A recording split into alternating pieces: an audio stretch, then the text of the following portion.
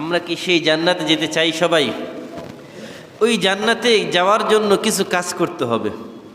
কি কাজ? সামনে আসতেছে।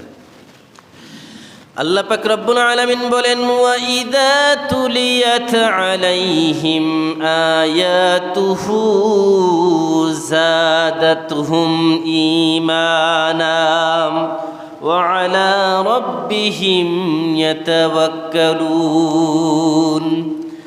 আর যখন ঈমানদারের সামনে আল্লাহর কোরআন তেলাওয়াত করা হয় তখন তার ঈমান শক্তিশালী হয়, ঈমান শানিত হয়, ঈমান বৃদ্ধি পায়।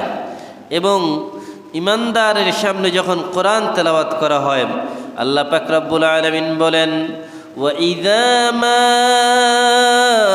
উনজিলাত সূরাতুন ফামিনহুম মান ইয়াকুলু আইয়ুকুম যাদাতহু হাযিহি ঈমানা فأما الذين آمنوا فزادتهم إيمانا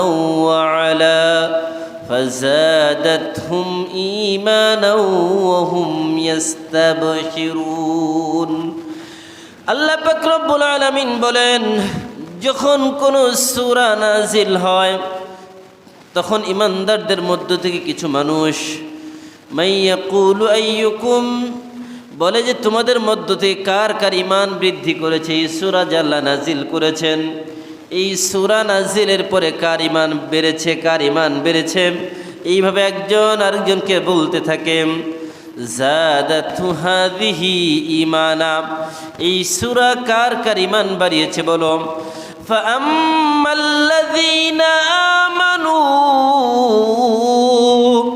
ফাযাদাতহুম ঈমানা, আল্লাহ বলেন, ও ঈমানদারেরা, যাদের ঈমান বেড়েছে এই সূরা নাজিলের কারণে, এই সূরা নাজিলের কারণে, এই কোরআন তেলাওয়াত শোনার কারণে যাদের ঈমান বৃদ্ধি পেয়েছে, ওহুম ইয়াস্তাবশিরুন, তাদের জন্য আমি আল্লাহ তাআলা জান্নাতের সুসংবাদ শুনিয়ে দিলাম। বলি সুবহানাল্লাহ। সুতরাং ঈমানদার যখন কোরআন তেলাওয়াত করবে বা শুনবে, তার দিলের ভিতরে ঈমান বাড়া চাই, ঈমানের হালচাল হওয়া চাই, একটু নড়াচড়া হওয়া চাই। যখন তার ঈমান বাড়বে তার মানে সে ঈমানদার। আর যদি ঈমানের কোরআন তেলাওয়াত শোনার পরে দিলের ভিতরে কোনো পরিবর্ধন না আসে, তাহলে কি হবে?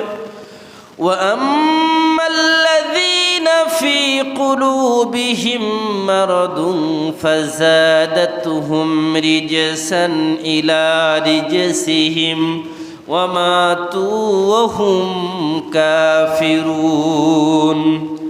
আর যাদের অন্তরের মধ্যে মরিচা পড়ে গেছে, যাদের অন্তরের মধ্যে রোগ রয়েছে, যখন তাদের সামনে কোরআন তেলাওয়াত করা হয়, যখন তাদের সামনে কোরআন নাজিল হয়, তখন তাদের দিলের ভিতরে আরও ঈমানের ব্যাপারে রোগ বেড়ে যায়, নিফাক বেড়ে যায়, ঈমান বিদ্বেষী বেড়ে যায়, ইসলাম বিদ্বেষী তাদের বেড়ে যায়। তারা বলতে থাকে, এই কোরআন তেলাওয়াতের কি দরকার ছিল, এই মাহফিলের কি দরকার ছিল, এই সাউন্ড এত বেশি কেন হলো, এত কম কেন করা গেল না। নানান প্রশ্ন করে তারা প্রশ্নবাণে জর্জরিত করে। আল্লাহ পাক বলেন, যারা কোরআন তেলাওয়াত শোনার পরে মনের ভিতরে বিভিন্ন এরকম প্রশ্নবাণে জর্জরিত করে, তাদের অবস্থাটা কেমন হবে?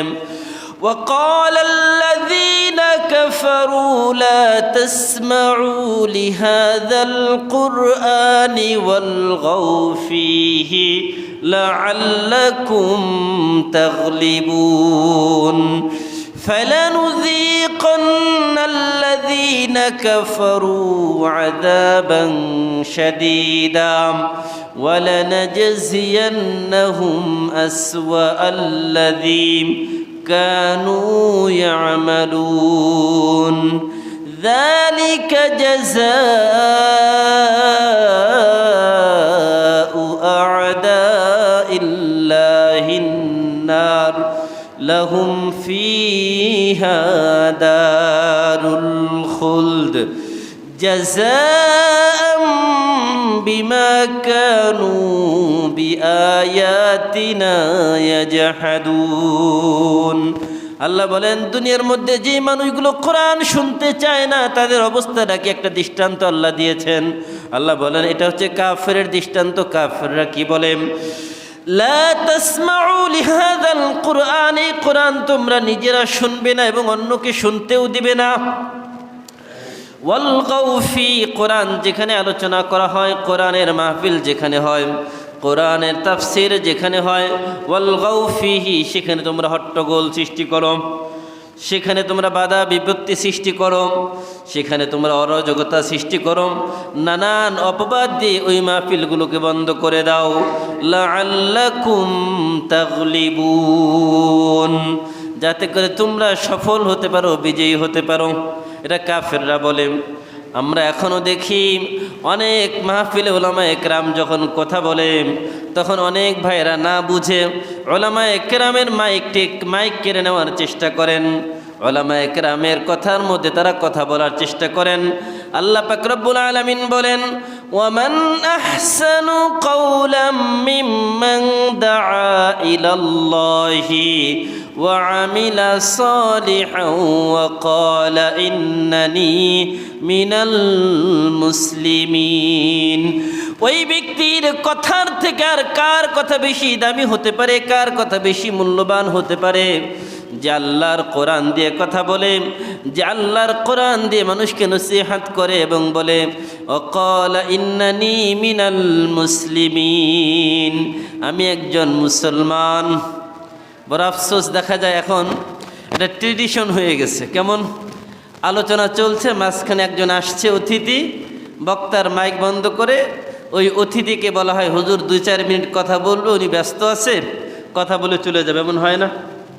কিন্তু বলেন, আল্লাহ বলতেছে কোরআনের মাঝখানে দুনিয়ার কারো কোনো কথার কোনো ভ্যালু নাই, কোনো মূল্য নাই, কিন্তু আমরা আল্লাহর কোরআনের কথা বন্ধ করে দিলাম, বাস ওই অতিথিকে আমরা মাইক দিয়ে দিলাম। এটা কি কোরআনের সাথে অবমাননা হয় না? এখন যে অতিথিরা যান তাদের প্রতিও আমাদের বিনয়ের সাথে আমাদের অনুরোধ, আপনারাও এটা বুঝবেন, আপনারাও তো মুসলমান। কোরআন আপনাদেরও শোনা দরকার, আমাদেরও শোনা দরকার। যারা নিচে বসে শ্রোতারা শুনে তাদের যেমন কোরআন শোনা দরকার, যারা অতিথি হয়ে যায় তাদের মনে হয় কোরআন শোনার দরকার নেই। আছে নাকি? সবারই আছে, কিন্তু তিনারা যান অতিথি হিসাবে আর গিয়ে মাঝখানে মাইক বন্ধ করে কোরআনের তাফসির বন্ধ করে দিয়ে বাস 2-4 কথা বলে চলে আসেন। কেন ভাই? আপনার কথার থেকে কোরআনের কথা কম মূল্যবান? তার মানে কি বক্তা যিনি কথা বলতেছেন তার থেকে আপনি খুব বেশি দামি, আপনি অনেক বেশি দামি? এটা আমরা আপনাকে অপমূল্যায়ন করি না, কিন্তু ওই মুহূর্তে যিনি আল্লাহর কোরআনের কথা বলে তার থেকে দামি এই পৃথিবীতে আর কেউ নাই, ঠিক কিনা? এই জন্য কখনো কোথাও আমরা এই কাজটা করব না, এটা কোরআনের সাথে অবমাননা। আল্লাহ বলে ওয়াকালা ইন্নানি মিনাল মুসলিমিন। লোকটা যেমনই হোক, লোকটা দেখতে বেটে হোক, লোকটা দেখতে কুৎসিত হোক, লোকটা দেখতে খুবই অসুন্দর হোক, কিন্তু লোকটা যদি কোরআনের কথা বলে তাহলে তার থেকে দামি কথা আর পৃথিবীতে কারো কোনো কথা হতে পারে না। এই জন্য আমরা নিজেরা এই বিষয়ে খুব সাবধান হব এবং যারা এটা করে তারাও সাবধান হবে, এবং যারা আয়োজক তাদেরকেও বুঝতে হবে, তাদেরকেও অতিথিদেরকে ওইভাবেই বুঝাতে হবে যে একজন আলোচকের আলোচনার মাঝখানে বন্ধ করে আপনাকে দেওয়া সম্ভব না, আপনাকে অপেক্ষা করতে হবে আলোচকের আলোচনা শেষ হওয়ার পরে আপনি বক্তব্য দিবেন। কিন্তু বড় দুঃখ আর পরিতাপের বিষয় হচ্ছে যে না, আমরা দেখি মাহফিলগুলো এখন একটা কোনো রকম একটা শো আপ হয়ে গেছে। অতিথিরা যখন ইচ্ছা যাচ্ছে তাফসির বন্ধ করে দিয়ে মাইক দিয়ে কথা বলা শুরু করে দিয়েছে।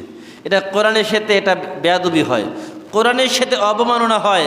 আমি যেটা বলছিলাম যে কোরআন যখন শুনবে ইমানদার তার দিলের ভিতরে পরিবর্তন আসবে। এই জন্যই দেখবেন কোরআন তেলাওয়াত যখন হয় চোখ দিয়ে পানি বেয়ে বেয়ে গড়গড় করে পড়তে থাকে, হয় না অনেক সময়? তো এটা হচ্ছে কোরআনের প্রতি ভালোবাসা, কোরআনের প্রতি মুআজিজা। কোরআন এমন এক আল্লাহর ঐশী বাণী, আপনি যখন দিল থেকে হৃদয় থেকে পড়বেন কোরআন, তো আপনার দিলকে একদম নরম করে আল্লাহ তাআলা আপনার চোখ দিয়ে পানি বের করে দিবে। আর যদি আপনি কোরআনের প্রতি উদাসীন হন, এটা কি কখন হবে? কখনোই হবে না। যারা কোরআনের প্রতি উদাসীন তাদের ব্যাপারে আল্লাহর পাক রব্বুল আলামিনের হাবিব কিয়ামতের ময়দানে একটা মামলা করবেন। মামলার আরজিটা কি হবে? আল্লাহ পাক রব্বুল আলামিন বলেন, ওয়াকালার রাসূল ইয়া রব্বি ইন্না কওমি ইত্তাখাযু হাযাল কুরআনা মাহজুরা। ওয়াকালার রাসূল, সূরা ফুরকানের মধ্যে আল্লাহ বলেন, রাসূল বলবেন, ইয়া রব্বি, হে আমার প্রভু, ইন্না কওমি, এই আমার জাতি, ইত্তাখাযু হাযাল কুরআনা মাহজুরা, এই কোরআনকে পরিত্যাগ করেছে, কোরআনকে ছেড়ে দিয়েছে।